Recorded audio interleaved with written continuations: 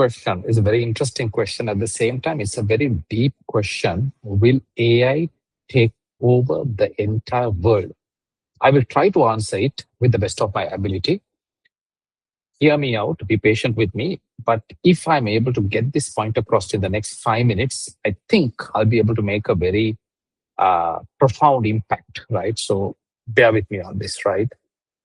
We need to go back a little bit in history and study how all these different kind of technologies came in and how it sort of took over the world.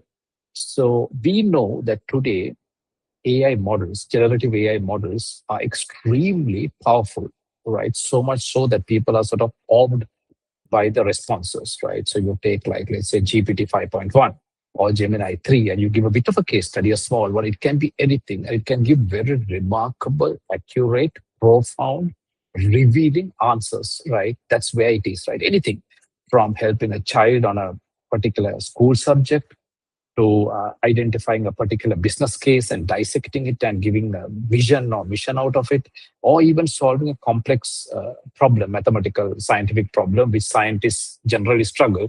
And here, this AI model just comes and cracks it, right, or a couple of seconds. So we all know how powerful it is, right? Now, remember, it is still in a kind of a machine.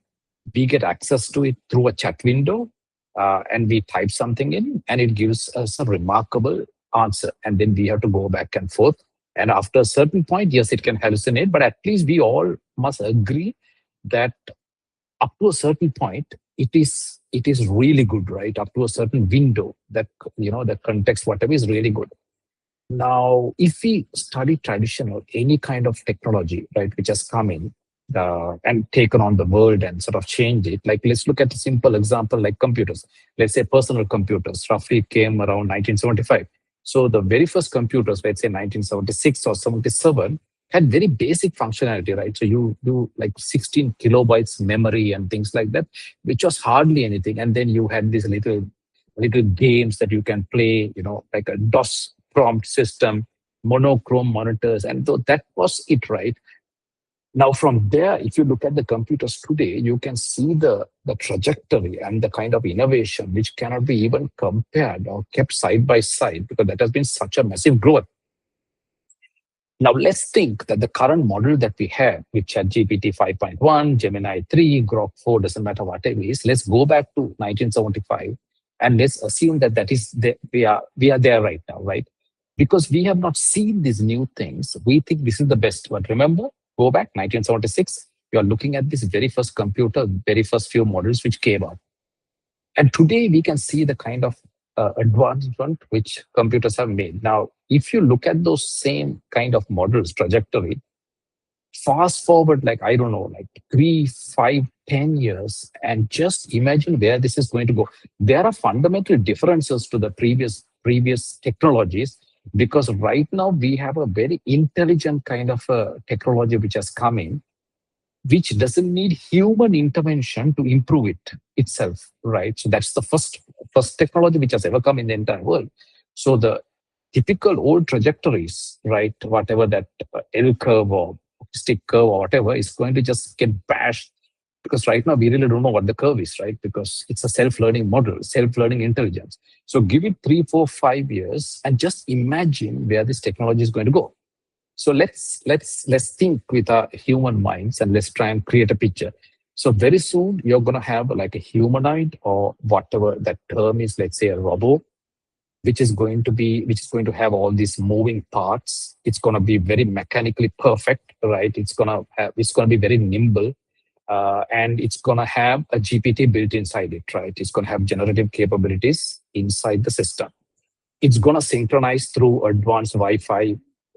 Right now we may be on Wi-Fi 6, 7, I don't know whatever it is, but think like Wi-Fi 100. There might be a new term for it, right? And it's going to connect, right, in multiple dimensions. It's going to connect to all these different internet systems, and it's going to download its memory, whatever, right? It's going to have remarkable multimodal capabilities, just like a human retina eye, where it's going to absorb information at a rapid rate, right? Right now, we have a few challenges in AI because the traditional models have restrictions and it's not energy efficient. But I'm sure in the future, we are going to have, just like those computer example I gave you, it's going to have models is going to have the technology is going to be so advanced that it can sort of record everything at 4K, 5K, 6K capability 24/7, right? So these humanoids, these robots are going to have remarkable multimodal capabilities.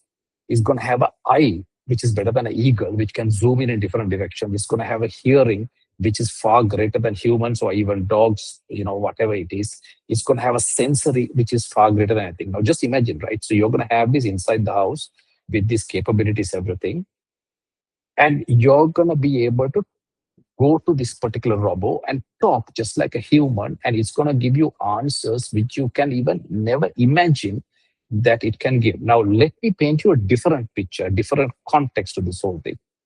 If you look at traditional human models right from the beginning, the biblical times, what made a human being great or what differentiated a human being, right? What put them at a different level, right? It's one answer, singular answer.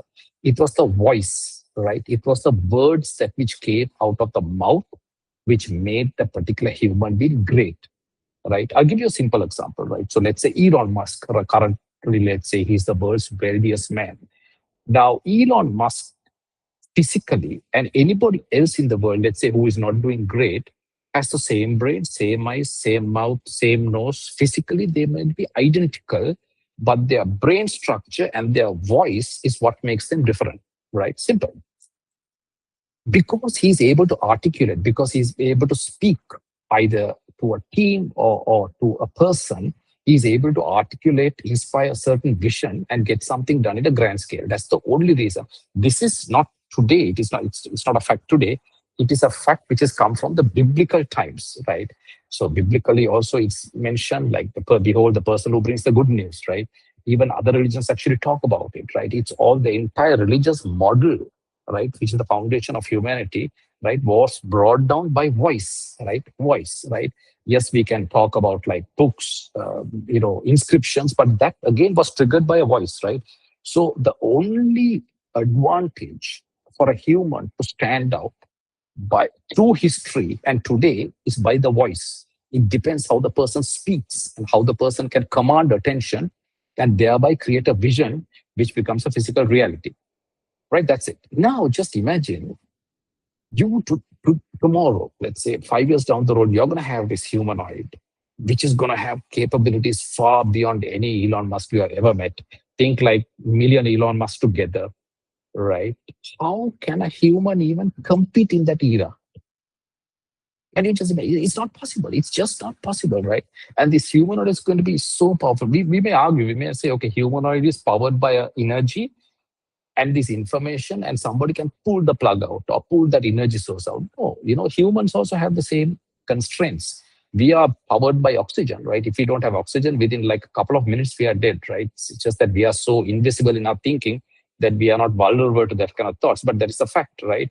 So even the same way the robot is going to have intelligence to know when the power is going down, it's probably going to have a self powering module, which we don't want to get into this at this stage, whatever hydrogen, etc. But it's going to be intelligent enough to know when the power is down, go and put the power in and keep on going, right? It's going to be that intelligent. So, which brings me to the question, how can you compete with that? It's impossible. So you're going to have this humanoids controlling organization, controlling families, controlling every aspect of human behavior, shops, gas stations, and everything is going to be controlled by these people, right? These are, sorry, let me rephrase, not people, right? We're going to have AI controlling this entire thing, right?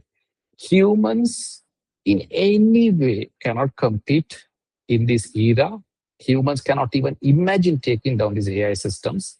It's not possible, right? Theoretically, it's not possible because we have unleashed something which is far greater beyond all our human understanding, right? It's already on a trajectory. It's already unleashed. There is no way of pulling it back. Just like oil, just like fire was invented, just like electricity, it's already done. It's outside there. There is no way where we can say, okay, let's take that oil back and put it into the earth. It's not going to happen, right? People have already tasted it. People know what it is, and that's it. It's done. It's a one way street. So, which is very interesting, right? So, how can even so AI is going to take over the world? There's no question about it. is going to happen in a fundamental, phenomenal way where I just explained to you. People are going to be addicted to it. It's going to come to a time where people cannot live without AI, and thereby AI is going to control the entire world and take on the entire world. So this is very interesting because what differentiates a human, right? So that's another question, right? Because intelligence and artificial intelligence, I don't want to get into too much, but intelligence in the core realm, it's a Greek term, right? Inter legere, right? That's how the word is formed. So what it means is legere is actually called blocks of information, and inter means within, right? Within those blocks. So intelligence is actually having blocks of information which you absorb and identifying gaps in between that blocks, right? That's intelligence, right? So I may study three books. If I'm narrating those three books back to you, that's not intelligence, right? That's narration or whatever.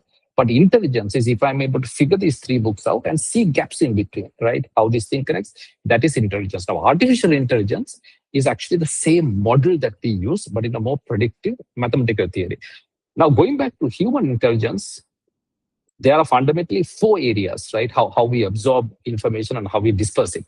So I'll just briefly tell you what it is, right? First is that humans have the capability of information gathering, right? Information processing, right? They can take on information, multimodal, they are constantly absorbing information. That is number one. Then number two is they have intelligence, right? They can connect the dots and see the gaps in between, right?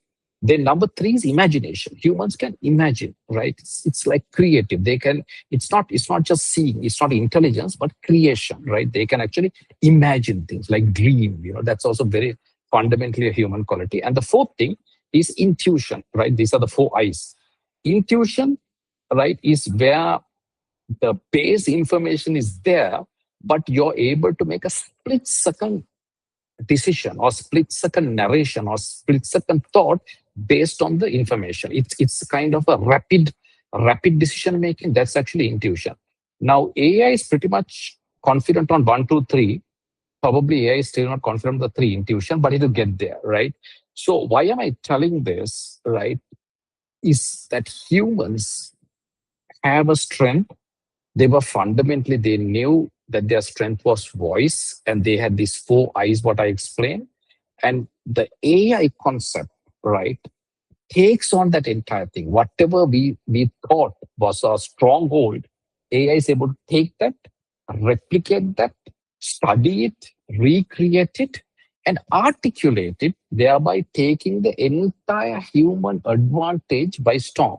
That's it, right? So let's get down to reality to answer your question in a single word, a single sentence. Yes, AI will take on the entire world. Today, I see many forums, people just talking, it's not going to happen, it's a mathematical model. I'm like, wake up, just go use it and just see for yourself. And do not ever forget to mistake reality, right, is to be constant, right? That's important. Everybody thinks this is the reality today, this is the model, this is coming out, and they laugh at it and think because it's going to be constant. It's not, because it's on a trajectory where it's going to improve at a rapid rate. We are probably looking at a time when the wheel was created. People didn't know what to do with the wheel except maybe just roll it down the hill. And today the wheel created an entire world of motion from aircraft to vehicles. So we are still in the wheel stage, and that change is going to be compressed, right? Because of this intelligent form into, I don't know, like years maybe at most.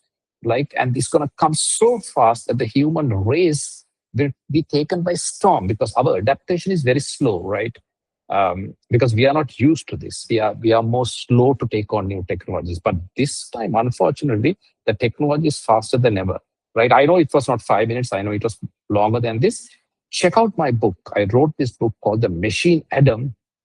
It's a collection of short stories, very scary to a particular extent, but it's important that we understand what we are dealing with because that is the world that is going to come in the future, right? It's on Amazon. Go download it.